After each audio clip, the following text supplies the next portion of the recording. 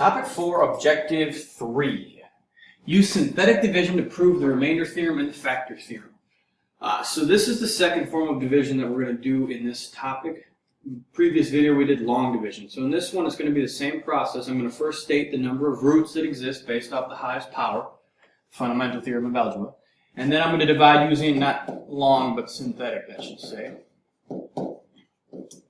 And then I'm going to state it to divisor it is a factor of the given polynomial, and if the root is a root to the polynomial based off the remainder, what I get for the remainder. So this process, the first thing, state the number of roots that exist. If I was given this polynomial, x to the fifth plus 4x to the fourth plus 2x squared plus 16x plus 31, the highest power is 5. So there's going to be 5 roots that exist. So eventually when I solve these things, I know that I'm looking for 5 solutions. Some might be real, some might be imaginary.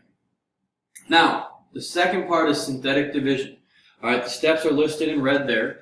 The first thing I'm going to do is turn the factor, or the divisor, in this case it's x plus 4, into a root. And before I actually do this, the clue that I can use synthetic division versus long division is that this factor, x plus 4, for one, it's a linear factor, it's a power of 1, it's x to the 1. But it's also the coefficient before x is 1 as well. Alright, so whenever that's the case, it's a simple factor like an x plus 4 or an x minus 3, something like that, you can use synthetic division. And if you notice, for long division, where'd it go? This way. For long division, the factors we were dividing by here, the coefficient in front of the x within that factor is not 1. It's something other than 1. Alright, so long division exists when it's not 1, and then synthetic division exists when it is 1.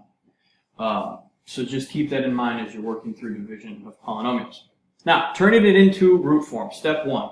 So I'm going to write factored form here. Form. And this should look familiar to you. It's x plus 4, right? Root form then, or just finding the root, I have to solve the factored form. So I'm going to set it equal to 0 and solve for it. Minus 4, minus 4. So root form is x equals negative 4 right here. That is step 1. I'm going to use the root form or solution form or the actual 0 of the factor in my synthetic division. Step 2 is to set up the synthetic division box. It looks a little bit different. It kind of looks upside down than long division. In the bottom left corner outside of the box, I put my root. X equals negative 4. That is the root in question. All right? And then, that's technically step 2 is all that. Using the root form into the synthetic division box. Step 3 says to put coefficients of dividend. So if you remember from the previous video, this was the divisor. I'll write it up here. And then the polynomial that we're dividing by is the dividend. So the coefficients from the highest power to the lowest power, the coefficients of each term into the synthetic division box on top, all right? So just the numbers now, just the number or the coefficient in front of the variable of each term. And it's from least to greater, from descending order of power. And then I put this, remember the space holders, all right? If a power doesn't exist, we need a space holder to take place of that power so that this process sets up correctly and lines up correctly. So the first term is x to the fifth. The coefficient of that is 1. All right. The second term is 4x to the fourth. The coefficient is 4. Then it's 2x squared. And if you notice, it jumps. It goes from 4 to 2. So we're missing the power of 3. All right. So a space holder exists with 0. I'm just going to use 0 for the space holder. Technically, up here, then I could put 0x cubed, but I don't need to. All I need to do is write a space holder for the power of 3 in this case, because it jumps from 4 to 2.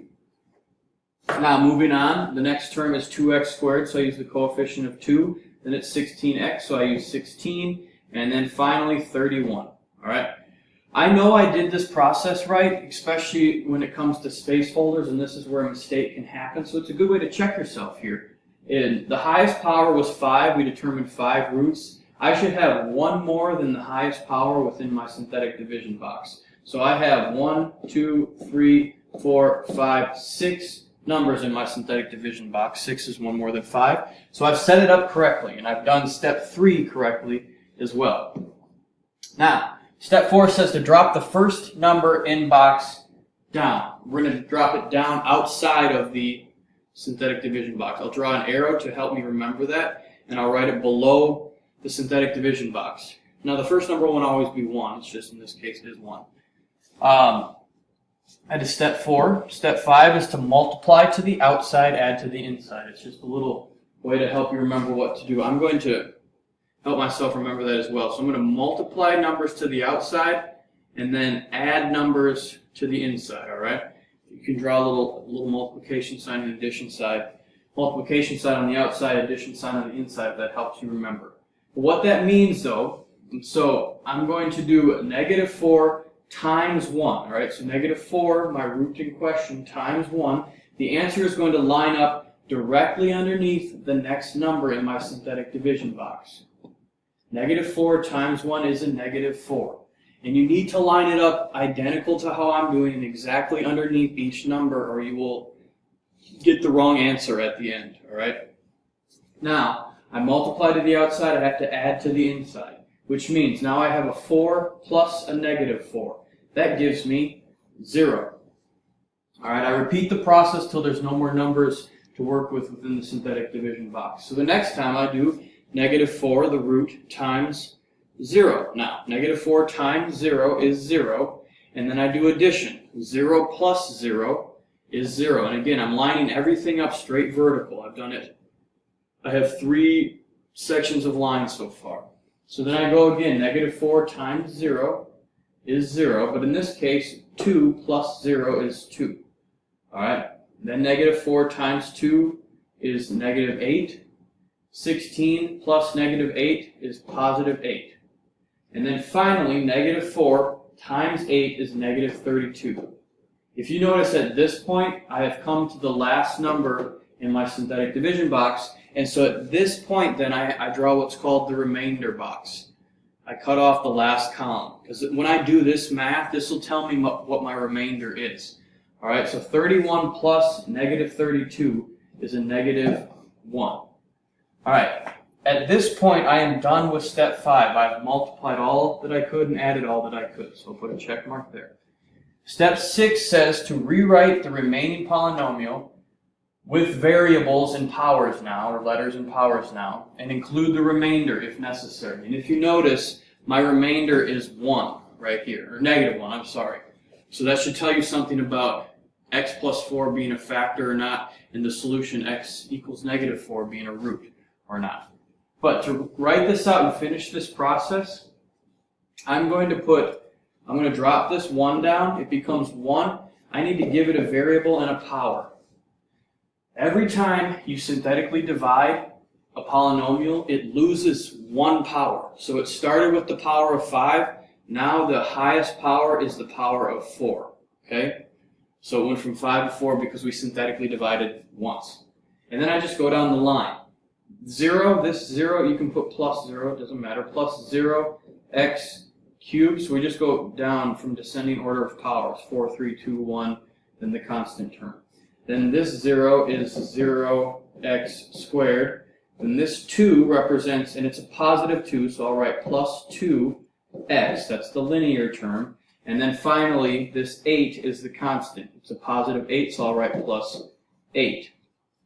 And then the remainder exists, same way we wrote it in long division, minus 1 over the original divisor of x plus 4. Now, let's clean this up a bit. And this is the final answer I need to see. Those zeros you don't need to write. So my final answer is x to the 4th. Don't need to write that 1 either. X to the 4th plus 2x plus 8 with the remainder of negative 1 over x plus 4. And to finish off this process then, so you can connect all of the dots, the divisor, x plus 4, is not a factor. So x plus 4 is not a factor of this. And going hand in hand with that, the root, or the solution x equals -4, is not a root. And I'm going to put a polynomial of given polynomial. That is a key take-home piece of this. You need to be able to say, is it a factor or is it a root based off of the remainder you get. Polynomial. Alright, so all of this is my answer. My new polynomial, x to the 4th plus 2x plus 8 with a remainder of -1 over x plus 4. And then it's not a factor and it's not a root because it has a remainder of 1. You need a remainder of 0 for it to be a factor or a root. Go ahead and pause the video and try number 2 on your own.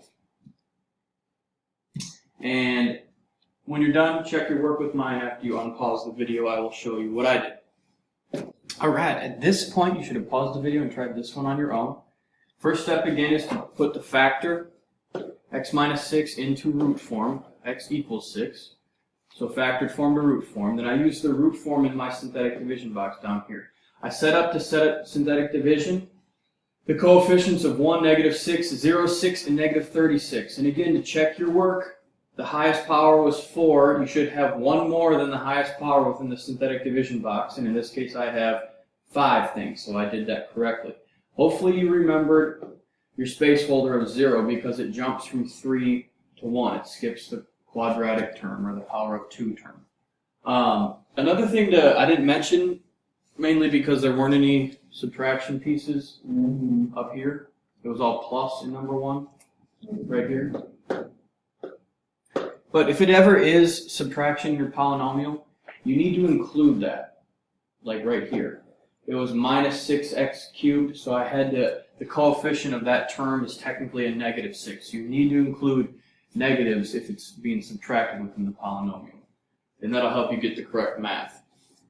And then I dropped down the 1, I multiplied it to the outside, added it to the inside. I got a remainder of 0, alright? So then I had to rewrite my polynomial with my variables. It was x to the 4th, and every time you synthetically divide, you lose a power. So it becomes x cubed right here. Then this 0 represents the 0x squareds, they don't exist. Then this 0 represents the 0x's, or the linear term, they don't exist. And then finally this +6, I just put +6 down there. And then finally, to clean it up, I don't need to write these zeros. And so I just have my final answer, after I divided out x minus 6, the factor of that from that polynomial, my final answer is x cubed plus 6. And my remainder is 0. So that tells me 2 things. The factor in question, x minus 6, is indeed a factor.